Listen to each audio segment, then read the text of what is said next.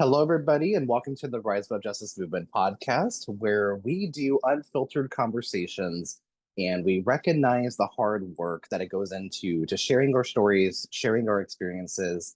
And my name is Zachary Mallory, and I am the host of the Rise Above Justice Movement podcast and the founder of the Rise Above Justice Movement. Today, I would like to give a viewer discretion as advised due to some of the topics that we'll be discussing. Again, viewer discretion is advised. Today, I am joined by one of the most beautiful souls on social media, but is also now a published author. Anna, welcome to the Rise of Justice Movement podcast. I am so excited to see you, so excited to hear your story, and welcome you to the podcast today.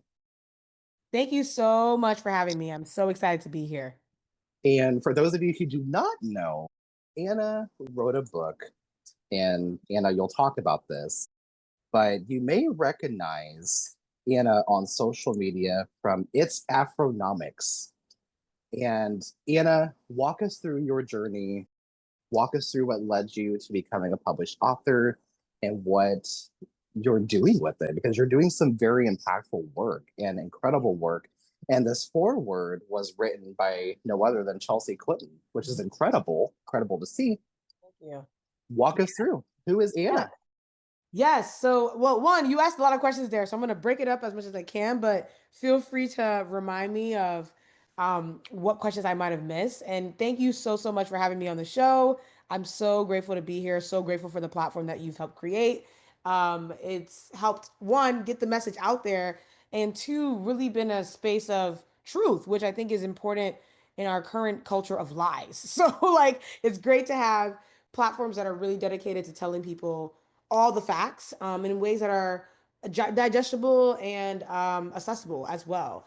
So, where do I even begin? I think, I've now finished my US leg of the tour. For those who don't know, I was touring the US. I did 7 states in, I guess, 4 weeks, which is when I really think about what just happened, it's quite nuts, actually, right? Like, I don't know how I did it. My body is still intact. But I also feel very full from that experience. 'Cause I think that it gave me sort of a front seat to a lot of different livelihoods and experiences that people are currently navigating, especially in our current political climate. A little bit about me. So, hi everyone, my name is Anna. I'm super excited to hopefully be in community with y'all. I'm from Ghana and I've lived in Maryland for much of my life. So, I'm a proud Marylander, go Ravens.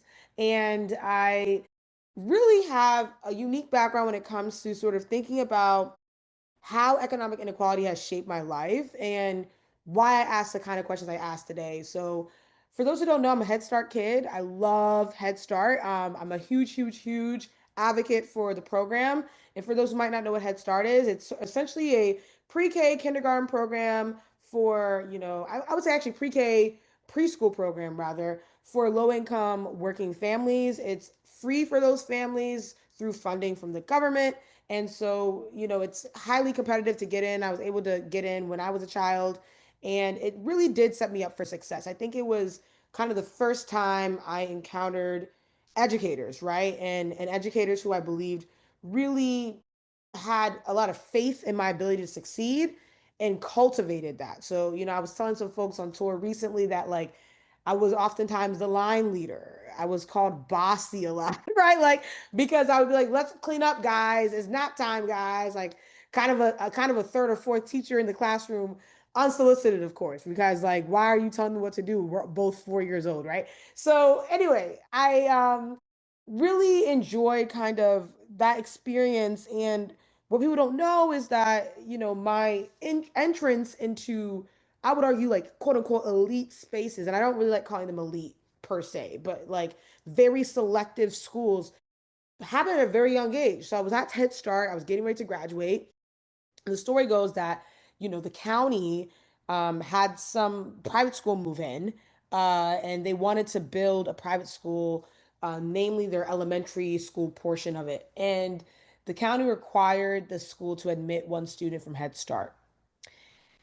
This was an extensive interview process. There was about 20, 30 kids in my class. So we all had interviews and stuff like that. My parents were interviewed. and I was the kid that was selected. Um, that meant that I got a full scholarship to this new private school. They paid for literally everything. My uniforms, any extracurriculars I did was covered by the scholarship. I didn't pay a dime when I was there. Really, my parents just had to drive me back and forth, provide me lunch, and even at that time, like there were opportunities for lunch to be paid for as well. For those who don't know, I grew up in an affordable housing neighborhood. It was a sliding rent scale, so not everybody had like a whole lot of money. And my neighborhood was quite diverse. So I went from like at that time, being around black and brown students who had came from very similar socioeconomic backgrounds as me, to then now going to this private school where there's a whole lot of white students. I was the only black girl in my class, and the students were way better off, right? They all lived in single family homes, namely. They had minivans, right? Their parents had six-figure jobs. And so I kind of went through a bit of a culture economic shock in some ways, right? And especially when I started doing play dates, when I would go to people's houses and I would see they had like this sprawling backyard with all these playground items and stuff. And I come back home to mine, I didn't have a backyard. I had a slab of concrete with some dirt around it. My parents grew tomato plants to kind of like keep it fresh. We had one exercise bike which was rusting. So just to give you a sense of like how I grew up. So I feel like those experiences at a very young age, and the kids just got richer as I got older. I ended up going to another private school afterwards on a very, very significant scholarship as well, pretty much full. Really kind of put me in the front row of inequality, economic inequality. I saw it play out in my own life. And for me, I knew something was wrong, right? Like, why are my parents who are working 4 or 5 jobs or whatever not even making even a percentage of what my classmates' parents are making with one job, right? Like they're having to stack all these different experiences. I want to say here too that I was raised by custodians. My parents were part-time custodians for many, many years. They still kind of do that work sometimes. They're older now. But my respect for custodians, I don't like people don't, I get emotional when I talk about this. It runs so deep. Like the job is thankless, and the people who do it are really trying to just make a living and make a life, especially for their families. And so if you know me personally, you know that I'm almost always going to be friends with the staff anywhere I go. So like I know all the the Harvard Kennedy School custodians, the staff that works in the cafeteria. I'm very, very kind to them because I believe that they're doing work that they themselves sometimes don't want to be doing, right? So anyway, that's all to say that like my parents have worked extremely hard and have tried their best to raise my siblings and I. And that's something that was in the back of my mind as I was navigating these spaces. Um, Going back to sort of this topic around economic inequality, let me add some nuance to this, right? So I'm originally from Ghana, as I mentioned before, Ghanaian-American. I was born here, born in Ghana for like 2 seconds. And then my parents migrated to the US because we got the visa lottery the year I was born, right? So my life could have been very, very different had that not happened. And when I returned to Ghana for the first time at the age of 16, it became clear to me that the economic relativity that my parents and I experienced in the States was shifting. So in the States, we were closer to the bottom of the economic totem pole. In Ghana, we were closer to the middle, right? So I met relatives who were poorer than us, right? Who had less than us. I also met people who had more than us. But understanding, whoa, like we're in a different place economically, given the context that we're now in, was really jarring for me. And I felt like, well, I'm in a position of privilege now, right? And so I think that I can course correct this by, I think at the time I had visited a hospital in Bakwai, which is a suburb of Kumasi, which is one of the larger cities in Ghana. And I came back to my high school, which we had a community service project.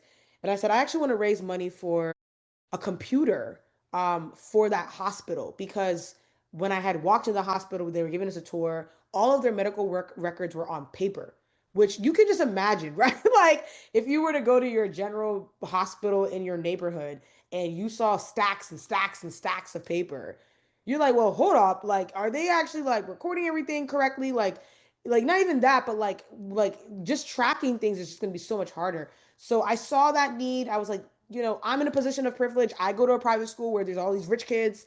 There's people who want to give money. Like, maybe we can do something. We were able to donate a computer to this hospital, and they're still using this computer to this day, which is such an amazing thing to hear about, which is amazing. Anyway, my point here is just that understanding where I fit in into the larger economic narrative has helped really anchor the way that I see the world and also how I want to change it. And so right now, what I do, for those who don't know, is, I ended up going to college at the University of Maryland, Baltimore County. I majored in math, which is, I like numbers as a means to an end, namely, but eventually decided to get my PhD now in public policy and economics at Harvard Kennedy School. And really the questions that I ask now are about race, gender, and the economy. And I would say gender along more of a binary angle, just because there's not a whole lot of data looking at other intersections. And I also feel like there are people who are better equipped to really get at the nuances of the LGBTQ plus community, but it's definitely part of the work that I cite, if that makes sense. And so with that in mind, um, the questions I ask really are about how do we disrupt inequality? And I would argue that the kind of work that I do, even on a public scale, is very much about that too, where I think part of disrupting inequality is actually making inequality known, right? Letting people know how unequal things are and giving people the same set of facts to operate off of, which is kind of where this book came from, which we'll talk about later. But I also think that it boils down to interventions and accountability. And so that's what my research does. Like, essentially, it addresses how do we hold workplaces better accountable to the discriminatory behavior that they display. That is, by the way, illegal, right? Like, it's illegal to discriminate, period, especially in the workplace, but there's a lot of discrimination taking place. And so I am working with a number of different researchers on different projects to better hold companies accountable for that kind of illegal behavior that they be displaying. So that's essentially, in a very quick nutshell, who I am right now and how sort of my upbringing really shapes the kinds of questions I ask today, and why I think talking about inequality and talking about economic inequality is really important. It's deeply important because it recognizes the ongoing need for why we need to continue this advocacy and having the voices like yours, shattering those narratives that, hey, you know what, there is this double tax. This is what it is. This is why it exists. And it comes, even further into like the systems and how they were all created, right? Right. And I know back in 2018, you co-founded the Sadie Collective. Are you willing to talk about that and what the Sadie Collective is Absolutely. and what led you to being a co-founder of that? Yes. So the Sadie Collective is the first nonprofit organization in the country, and maybe in the world actually, to specifically address the underrepresentation of Black women and girls in economics and related fields. So think finance, think business, economics being really the main focus here, policy, that sort of thing. I co-founded that organization. Let me maybe tell the story. After a summer at U Chicago booth. So I was doing a research opportunity with a wonderful professor there. And we were in Chicago. I want to emphasize this South Side, Chicago. This is my first time in Chicago. Chicago, by the way, is one of my favorite cities in the world, probably number one city favorite here in the States. Just love the food is so good. The food is so good. And the skyline is gorgeous. Anyway, so was in Chicago, and at the time I was talking to my co-founder Fanta, and she was at the Federal Reserve Board of Governors, right? So these are the economists that oversee the economic system that oversees the economy, right? So they're the ones who set the interest rates, they're the ones who determine how much money is in circulation alongside this treasury. They do a lot of important stuff. And so both of those spaces are predominantly white. And right before I got this internship, I and let me maybe add some more color here. The internship basically paid for the rest of my college tuition that year. That's how much they were paying the rest. So that's why I was there, right? So at this internship, it was super white, and I remember thinking to myself like, "Yo, where are the Black people? We're in Chicago." And it wasn't until I stepped off campus that I was like, "Oh." they're here. This is just a very white white institution. And it was similar experience for my co-founder Fanta, who was at Howard prior to the Fed. So she knew that DC was black, but the space that she was occupying was very, very white, right? 40 shades of beige. And so her and I were in a conversation and we realized, like we had heard some statistics early on from Black women economists about how the number of Black women in economics is dwindling, it's declining over time. And so, how do we sort of remedy that? And one way that we kind of came up with together was, what if we just bring all the Black women who are currently in economics into one room?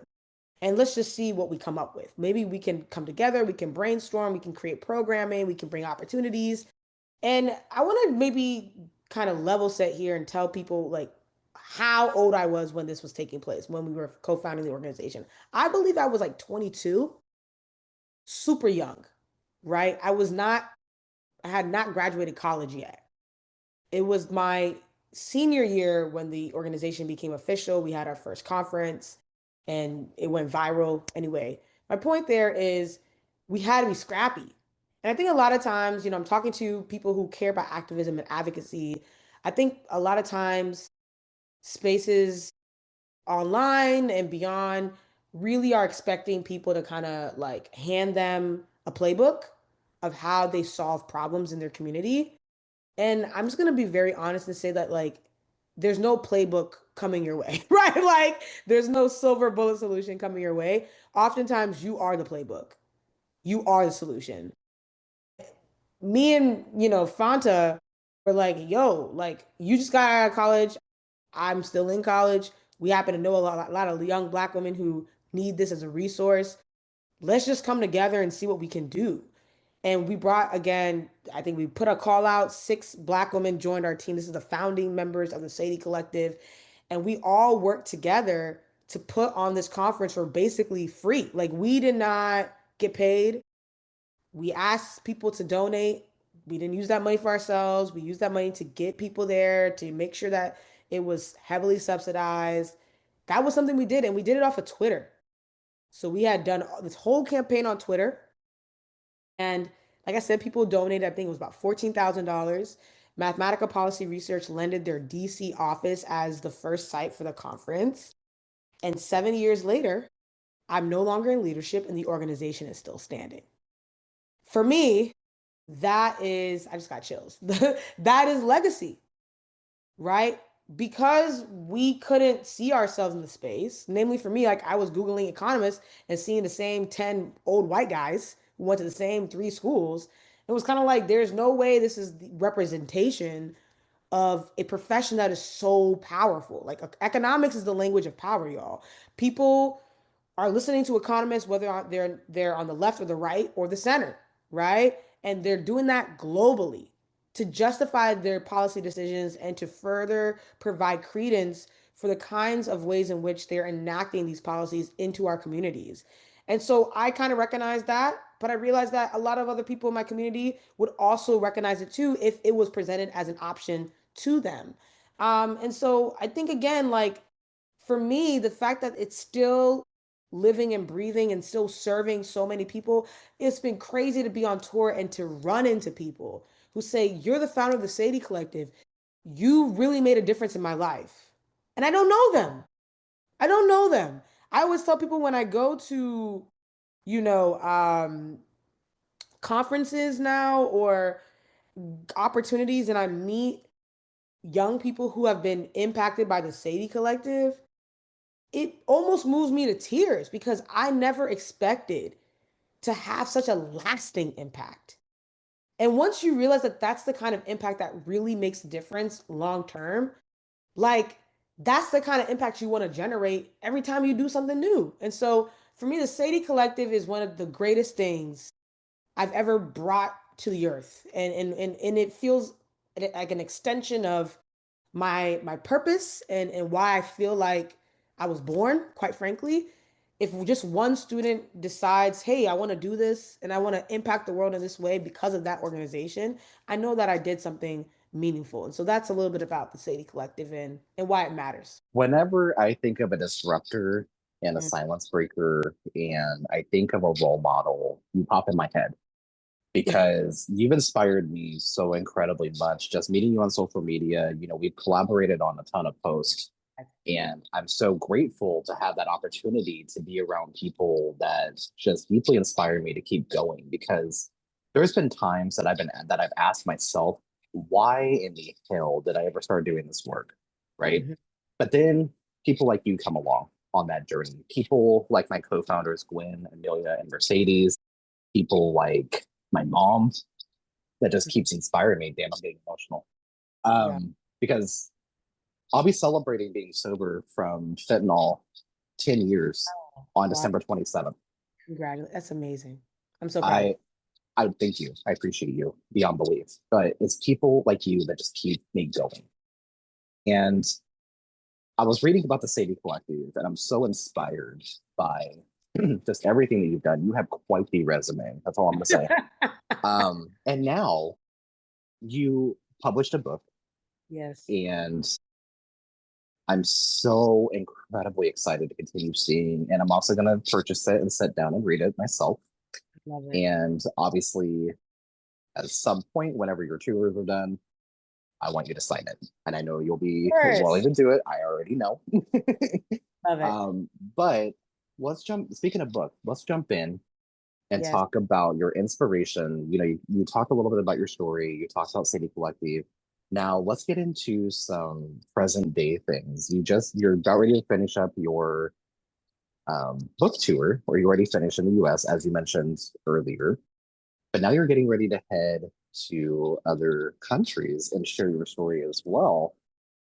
Walk us through the inspiration behind writing the double texts, um, and what you've experienced, while writing it, and what you're experiencing now, like the feedback that you're getting, because you have some incredible reviews on the book already, and it's not even a month old, right? Or is it a little over a month Right. now? It's not Or even a month old. I think maybe it'll be a month in about 6 days. Yeah. yes, yes, yes, yes, Uh, yes, yes. yeah.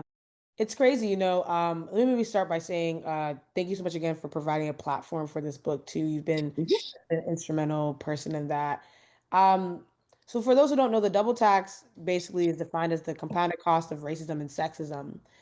And I wrote this book because of two reasons. I was tired of people lying. That was the first thing. People not telling the truth, right? Or making it seem like the truths that Black women especially were sharing with the world were invalid. That to me, I took that personally, and I said, you know what? Let me just put these truths in a book, cite the hell out of the book, right? Include all the sources that I can possibly include to make it unequivocally clear that we are not lying, right? Like this is absolutely the truth when it comes to what Black women and women in general experience. Um, the book is also largely about the fact of the matter that it's expensive to be a woman in America and beyond. It's so expensive.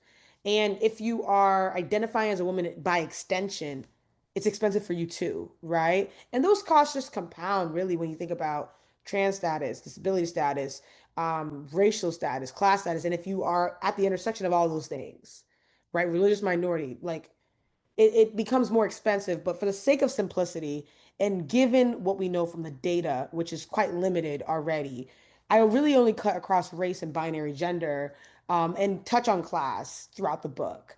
What inspired it, the second thing that inspired it was a conversation with a white guy after a speech I gave. So I talked about this concept that I introduced the book with called Black Women Best by Janelle Jones, first Black woman chief economist at the Department of Labor. She's been featured in the New York Times. I highly encourage people to check out her work. It's gospel for me when it comes to policy making. And what she argues is that the best outcome for Black women is a better outcome for everyone else. Or put another way, when the economy is working for Black women, it's likely working for everybody else too. And this guy, heard me make that case. He didn't really buy it. He said, prove it. Prove that it would actually benefit society for Black women to be the benchmark for progress. And I said, give me like 3 years, right? Like give me a little bit of time. I will prove it. And this book is the proof, right? And what's crazy is I didn't think this book would, I didn't know what this book was going to be received as. I remember when I was writing it, which was sort of beginning of 2023 is when I started really writing it seriously. And 2024 beginning was when I sort of wrapped it up. It was election year 2024, right? Last year. And I knew that depending on who won the election, this book would either be a prescription or a reaction. And what I've realized is it's actually both, right? I thought, if Kamala won, it would be a prescription. They would use it as a kind of a policy guide. Whereas, if the other guy won, this would be a reaction because they would be doing everything the opposite of what this book is suggesting in the solution section. What I realized though is that communities need solutions despite what's going on, right? Like probably in spite of rather, because like there needs to be a counterweight to all the madness and all the craziness that's taking place, that is usurping the lives of many people around the country and beyond. Um, but I also recognize this is also a reaction because in many ways the administration is very dedicated to invalidating the experiences of the marginalized, especially Black women, by quite frankly erasing us, right? That's their attempt of removing people from leadership. But in addition to that, removing books from shelves, history from books, right? Like, so there's so many efforts to not document the inequalities that we know are true. And so this book is also evidence that, like, hey, sorry, this is me slapping the book. Hey, like, this is real. There's a lot of evidence to back it up. And despite your efforts to erase and ban and eradicate and eliminate, this book will stand the test of time. You can't get rid of this book. You can try to burn all the books that exist, they'll just print more books. So for me, I also am so grateful that this book will outlast me because it's an important book for women and folks who don't identify as women to be reading, right? I like to say real men read the double tax. That's what I've been saying on the tour. That if you're a man and you're not reading this book, I'm looking at you like you're crazy because you're trying to figure out why there's a male loneliness epidemic, which, by the way, I don't know if y'all know, the evidence suggests that men are not any more lonely than women, quite frankly, right? But to be honest, this conversation that's happening around young men and all of that is really rooted in empathy being absent from our society right now. And empathy, I would argue, towards women, right? Because a lot of times people don't want to have a conversation about how reliant society is on women, especially women of color, especially Black women, and how much unpaid labor, both emotional, physical, and financial, women are providing day to day, right? And so I thought to myself, provide the proof. If you don't believe the receipts that are already out there, I'm going to make it so easy for you to access those receipts so that you can't play in my face and say that you don't know what I'm talking about. And I'm realizing that I have a common theme with my scholarship, which is very much I'm going to make it so obvious that if you claim ignorance, I'm going to call you on it right away. I like to say that when, I hate people who are bigoted. Yeah, I don't like bigots. I'm not a fan of bigots, right? And if you want to be a bigot in your bathtub, that is your business, right? You want to bathe in those bubbles with your rubber ducky, that's your business. However, the moment you step outside, there I'm going to be holding you accountable with books, with information, with, jokes that also educate people, right? Because I'm going to make it real hard for you to be a bigot with no level of accountability. That's not my MO. And so that's essentially why this book exists and what really inspired it as well. And I would say too, the fact that it's dedicated to my nieces is very intentional. I want young women especially to read this book. Anna, you are taking me to church today because I am sitting here thinking like everything you are saying, it is soaking in. I am living, I'm breathing this journey alongside you. As oh my God, ah, you make me so emotional in such a good way because just seeing the success, seeing these, reviews and seeing everything that you're doing, it is so deeply inspiring. And I know I'm just this little queer kid or queer 29-year-old that is here in Kansas, but I created a platform to amplify the voices that don't reach the headlines because mainstream media is complicit in silence. I mean, we see that. Mhm. We see what's happening with the mainstream media. Look what's happening with CBS and, canceling the talk shows and like all of that because freedom of speech doesn't apply anymore, as we see. But how do you remain positive in a society that continues to fail generations? And what is your message to anybody out there who's listening to this that may be feeling alone? Hmm. Well, let me say this. Maybe a point of correction here. Freedom of speech has always been not available. It just has Good point. traded amongst certain groups. So I think Very what's good point. happened now, and this is kind of what the double tax illustrates, right? Those costs weren't addressed with Black women, women of color, queer women, right? And because those costs weren't addressed, that fire that was at house number 5 is now house number 1, right? Now you're seeing rich white guys experience limits to their free speech, and that's very much because you didn't address what was happening with Jamel Hill or Amber Ruffin when it was taking place, right? So I just wanted to make that note. To your point about like finding hope during this time, I think I look to the next generation. I got an opportunity to visit a couple colleges on tour. I went to St. Kate's in Minnesota, and I went to Spelman College in Atlanta. And I think talking to these young women and just hearing their brilliance up close, I said, they're going to be the ones to realize the promise, right? Like I'm a little bit older than them, but like who knows what happens after this? But I know that they have a very clear vision of a better future. They know it's possible and they know who's in their way. And that's part of the reason why there's a lot of attacks on schools and books right now because the people who are in their way know it too. Right? They know where their kids are at. They know how their kids are thinking. We're seeing this on how folks are talking about Palestine, right? This is not something that we weren't having this kind of conversation 5 years ago. I think even Jon Stewart made a little joke on Daily Show a while back about how he can never talk about Israel, even though he's Jewish, right? And so I think that like there's a very clear-eyed vision that young people have. And I consider myself amongst them at times too. And ultimately, it boils down to I believe that something better is possible. I believe that we can move towards something better. And knowing that they believe it means I have to believe it because they're further behind me. So if they can see it behind me and I'm closer technically, right, to sort of what's happening currently and the future that maybe they're hoping to realize, it is my responsibility to make that path that they're about to walk on a lot easier to walk on.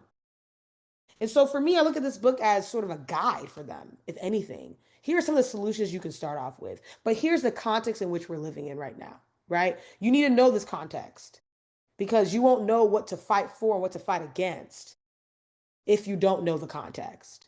And then once you know the context, here are some ways that we can start the conversation, how we can start moving things in your local neighborhood, at your school, at your city, at your state, and eventually in this country. But the focal point here, I think for me, is I am future minded because the next generation is future minded. And that's really the ethos of, I'm just thinking now, like everything that I've done. The first book that I published was called The Black Agenda, brought together 35 Black experts.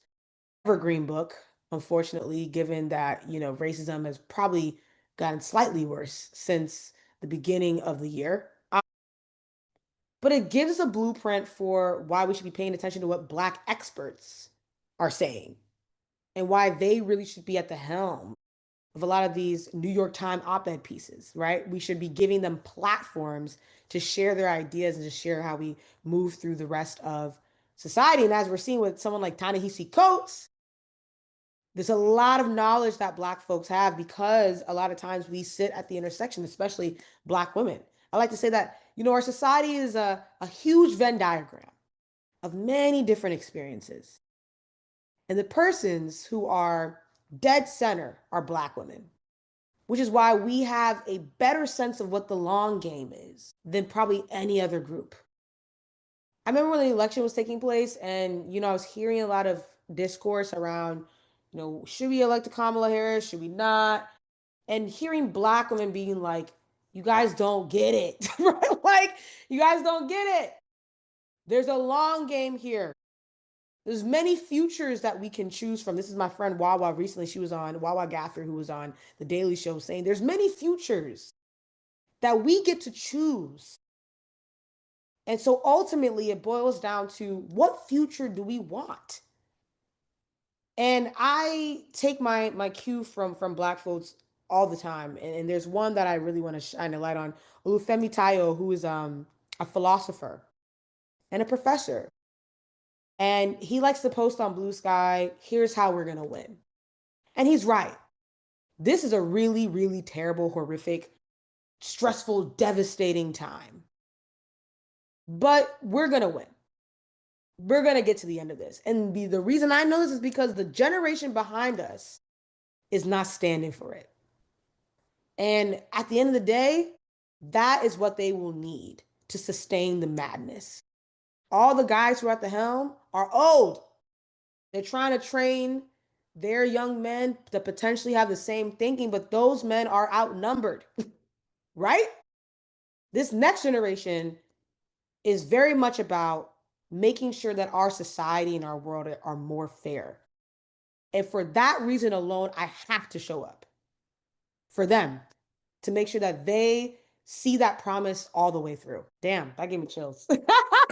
You ain't the only one. That gave me chills too. I'm sitting here and I'm like, okay. Yes, yeah. I'm like, damn, I could sit here and I can just listen to you speak for, Oh, thank you. hours and hours, but neither you or I have the time for that. But, you bring such energy to everything. And I just gotta say something. I know I'm not the only one that's noticed this, but your laugh is absolutely contagious Oh, because thanks. I every time I see a message request and it's a post from you, I'm like, oh, automatic accept, automatic accept. Period. If there Yeah. was a way that I could go in and just do like the automatic accept, because Listen, I I do it appreciate almost I do it almost instantaneously because I'm like, that. oh, there's Anna, automatic accept. And I told there's two other people that run the social media for Rise Above Justice Movement. I said, you know, we get a lot of collaborations. I mean, we get like hundreds of requests of like collaborations, but I have your messages pinned, like it's literally to the top of like our That's entire, crazy. because I love your content Oh, thank you. and I adore you. You know that, but and I know that feeling is mutual. Yep. But we connected at a deeply important time. You've been a big sounding board for us, and we've been a big sounding board for you. And to continue amplifying that, you have an open invite for collaborations. You have an open invite to be on this podcast to literally anytime you want to. You have an open invite. Yeah. To anybody out there, be Mm. sure to follow Anna on social media Thank at you. It's Afronomics. And is there anything else that you want to say today, Anna, to empower people to recognize, organize, unite, and fight back? The number one question I've been asked on tour is, what do we do next? And my answer has always been the same: unionize. I think unionizing and unions, people think about it through the narrow context of the workplace, which 100%, please join your local union, you'll get more money. It's going to protect you. Worker power is basically the future. That's what you want. I mean that broadly. There is no way we get through a crisis if not together. And I think there's people who are really trying to individual their way through this crisis. And I'm telling you, you can't. You cannot weather the storm that is here and that is coming. You have to link up with somebody else. You have to do something. Lots of people are like, I don't know what to do. I don't know what to do. Do something. Do one thing. Go outside. Volunteer. Mentor the kids in your neighborhood.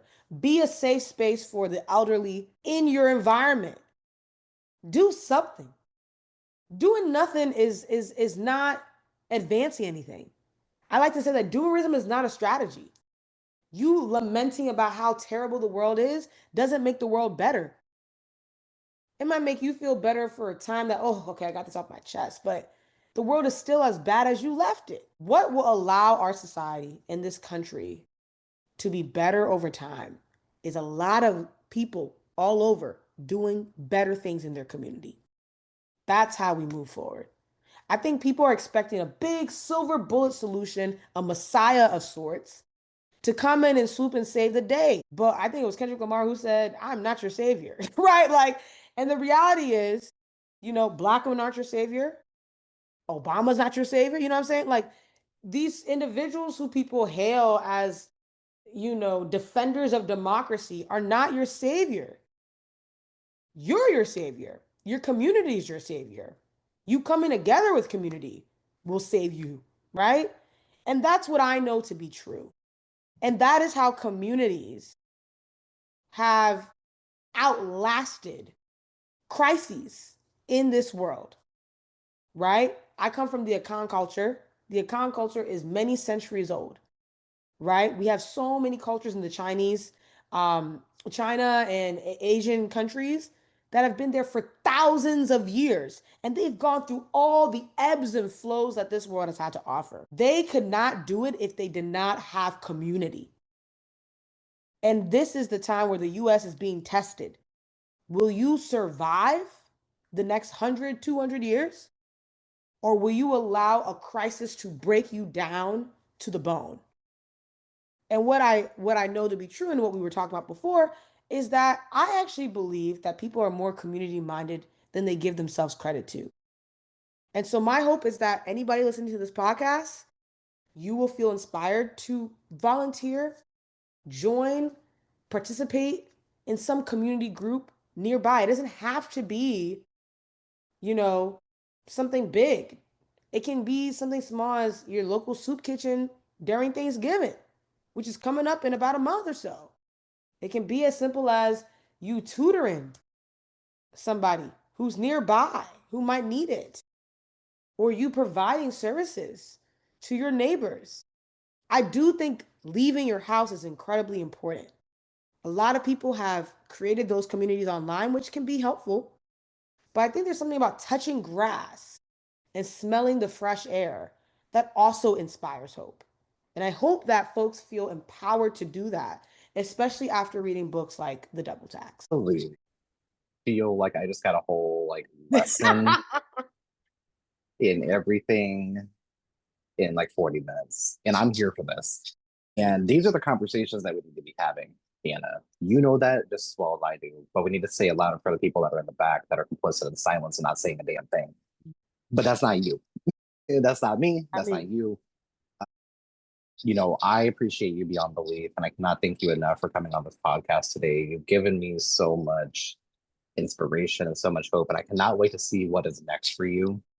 I know you're going to continue being an advocate and being a leader and a speaker and a thriver because you're organizing these communities to recognize the ongoing need to recognize the marginalized. So thank you so much. I am your biggest fan. You already know that. Thank you so much. I don't need to tell you that. You already know. Likewise. But thank you so much, Anna, and we will talk to you very soon, okay? Yes, thank you. And say bye to your mom for me. Absolutely. Thank you, Anna. Bye. Bye.